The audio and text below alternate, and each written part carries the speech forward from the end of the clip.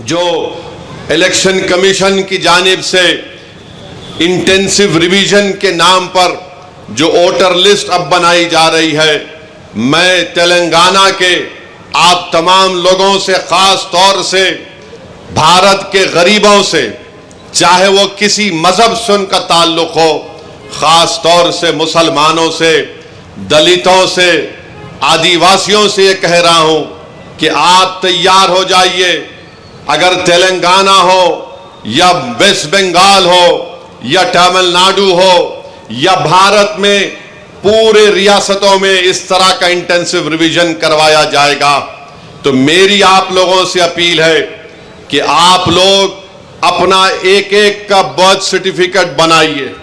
हाँ, जो हमारे बुजुर्गों की उम्र 70 साल के ऊपर है, उनका बर्थ सर्टिफिकेट अगर है तो बहुत अच्छा है, अगर नहीं है तो आप उनका पासपोर्ट बनाइए, आप बर्थ सर्टिफिकेट अपना बनाइए।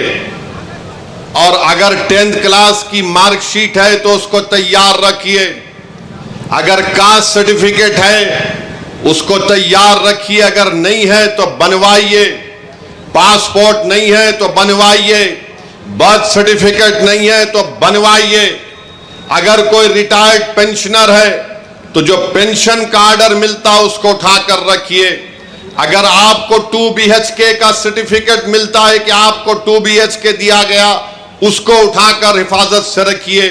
अगर जमीन गवर्नमेंट ने आपको अलॉट की तो उसको उठाकर रखिए।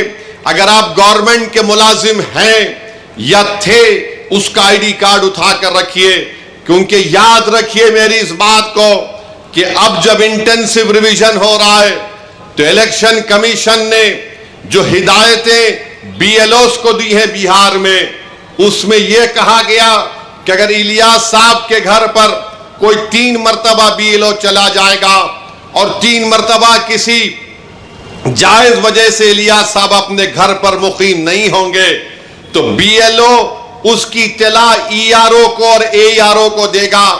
और ये AERO और ERO को इख्तियार हासिल है कि वो 1955 के सिटीजनशिप एक्ट के तहत उन तमाम ओहदेदारों को इत्तला देना कि इलियास साहब शायद भारत के नागरिक नहीं हैं, तो ये सिटीजनशिप का मसला पैदा हो जाएगा। तेलंगाना में भी इंटेंसिव रिवीजन होगा, बल्कि पूरे मुल्क में होगा। मैं आज यहां बोधन की सरजमीन से खड़े होकर उन तमाम भारत के गरीबों को कह रहा हूं, उन दलितों को, आदिवासियों को और मुसलमानों को कह रहा हूं कि आपको नंबर 1 अपना बर्थ सर्टिफिकेट बनाना है। 10th क्लास अगर किसी ने किया तो मार्कशीट तैयार रखना है, कास्ट सर्टिफिकेट है तो तैयार रखिए, और अगर आप उस कास्ट में आते हैं उसका सर्टिफिकेट निकलवाइए। आपके पास अगर गवर्नमेंट की स्कीम का दिया हुआ 2 BHK का सर्टिफिकेट है तो उसको उठाकर रखिए। ये इसलिए कह रहा हूं कि 10 डॉक्यूमेंट की बात जो इलेक्शन कमीशन ने बिहार में की, वो यही 10 डॉक्यूमेंट हैं। हमने सुप्रीम कोर्ट को अख्तरुल ईमान मजलिस की तरफ से गए तो सुप्रीम कोर्ट ने अपने इंटरिम ऑर्डर में कहा कि प्राइमा फेसी हम इलेक्शन कमीशन से कहते हैं कि आधार कार्ड को भी, जो इलेक्शन कमीशन का वोट डालने का पिक कार्ड होता है, राशन कार्ड को भी वो कंसीडर करे। तो ये जरूरी है, याद रखिए, जब तेलंगाना में या आपके किसी रियासत में ये इंटेंसिव रिवीजन होगा तो आप लोग परेशान होने की जरूरत नहीं, अभी वक्त है। पासपोर्ट बना सकते, दबा के पासपोर्ट बनाओ। बर्थ सर्टिफिकेट नहीं है तो बर्थ सर्टिफिकेट बनाओ। कास्ट सर्टिफिकेट है या नहीं है, आप आते हैं उस कास्ट में तो उस कास्ट सर्टिफिकेट को बना के रखो। याद रखो मेरी इस बात को, अगर आपका नाम वोटर लिस्ट से निकल गया तो मोदी को सबसे ज्यादा खुशी होगी। क्यों खुशी होगी? क्यों खुशी होगी बताता हूं मैं आपको। आपका नाम जब तक वोटर लिस्ट में रहा, जैसा हम अब मोदी से सवाल कर रहे हैं, बताओ गरीब गरीब क्यों होते जा रहा है और दौलतमंद दौलतमंद क्यों हो रहा है? तो मोदी ये नहीं चाहते कि कोई उनसे सवाल करे। अगर नौजवानों तुम्हारा नाम वोटर लिस्ट से निकल गया तो तुमको इख्तियार हासिल नहीं होगा भारत के प्रधानमंत्री से पूछने के लिए कि क्यों बेरोजगारी मेरा मुकद्दर बन गया। और जिस तरीके से बार बार ये कहा जा रहा है कि फुला इलाके में बांग्लादेशी है, फुला इलाके में रोहिंग्या म्यांमार के लोग हैं, फुला इलाकों में नेपाली लोग आके बस गए, ये सब तैयारियां की जा रही हैं।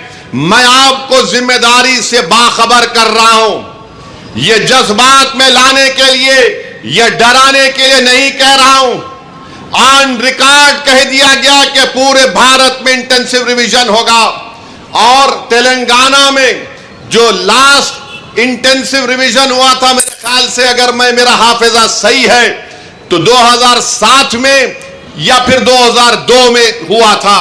मगर ये चीज की तैयारी करके रखिए। मैं भी रशादी साहब से बात कर रहा था कि हमको अनकरीब में तेलंगाना में एक हमारे सदर साहब की मौजूदगी में, उनकी क़यादत में एक मीटिंग करके हम तमाम तंजीमों के जिम्मेदारों को बुलाकर हम उनसे अपील करें, बल्कि हर जुमे के खुतबे से पहले जो लोग मस्जिदों में वाज करते हैं या बयान देते हैं, मेरी आपसे भी अपील है कि आप लोगों को बाखबर करिए। ये साजिशें की जा रही हैं। कल तुम्हारा नाम वोटर लिस्ट से निकल गया तो वोट डालना तो दूर की बात, कोई आकर तुमसे कहेगा कि अपनी शहरियत साबित करो। फॉरेनर्स ट्रिब्यूनल को भिजा दिया जाएगा, उसका भी एक प्रोसीजर है। पहले एसपी बॉर्डर को बोला जाएगा, एसपी बॉर्डर लेटर लिखेगा मिनिस्ट्री होम अफेयर्स को, वहां पर 3 ऑफिसर के दस्तखत के बाद आपका मुकदमा चलेगा। यानी आप अपने रोजगार से महरूम। सबसे ज्यादा बड़ी चीज यह कि आप अपनी इज्जत से महरूम हो जाएंगे। लोग आपको उंगली उठाकर बोलेंगे अरे इसका नाम वोटर लिस्ट से निकल गया, यह भारत का शहरी नहीं है। इसीलिए आप याद रखो, अभी से मैंने जो बात कही उस पर अमल करने की कोशिश करिए। मेरे दुश्मन बहुत हैं, मुझसे इख्तलाफ करने वालों की भी तादाद बहुत ज्यादा है, क्योंकि भारत के अगर कोई लैला है तो उसका नाम असदुद्दीन अवैसी है। मुझसे बहुत चाहने वाले हैं, मगर उसकी परवाह मत करो। मैं तुमको बाखबर कर रहा हूं, मैं आपको बाखबर कर रहा हूं। वो तूफान आने से पहले हमको तैयारी कर लेना चाहिए। साजिश करने वाले की साजिश में उसको नाकाम करने